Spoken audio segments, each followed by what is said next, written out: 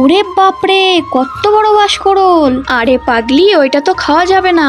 ও, তুমি বললেই হলো, আমি তো এটা তুলে বাড়ি নিয়ে যাবই। মনে হচ্ছে ভাবি বাঁশকড়লটা তুলেই ছাড়বে। আরে মাথা মোটা, পুরোটাই তো বাঁশ হয়ে গেছে, ফালতু ওটার পিছনে সময় নষ্ট করো না। ভাবি, আমাদের সাথে এই ছোট বাঁশকড়লগুলো তুলবে আসো। তোমরাই ছোট বাঁশকড়লগুলো বেশি করে তোলো, আমি তো এই বড় বাঁশকড়লটা তুলবো। দেখেছিস তো, তোর ভাবি ফালতু ওইটার পিছনে কষ্ট করছে। আমাদের না হয় অভ্যাস আছে, তোর ভাবির তো এসবে অভ্যাস নেই, ওর তো কষ্ট হয়ে যাবে। কি আর করবে বলো ভাই, ভাবি তো নাছোড়বান্দা, ওটা না তুলে তো শুনবেই না। কিন্তু ও তো বেকার কষ্ট করছে, ওর কষ্টটাই তো মাটি হয়ে যাবে। ভাই, সেটা না হয় তুমি আমার উপরেই ছেড়ে দাও, বাকিটা আমি দেখে নেব। এত বড় আর সুন্দর বাঁশকড়ল আমি কোনোদিন দেখিনি। যতই কষ্ট হোক না কেন, আমি এটা তুলেই ছাড়বো।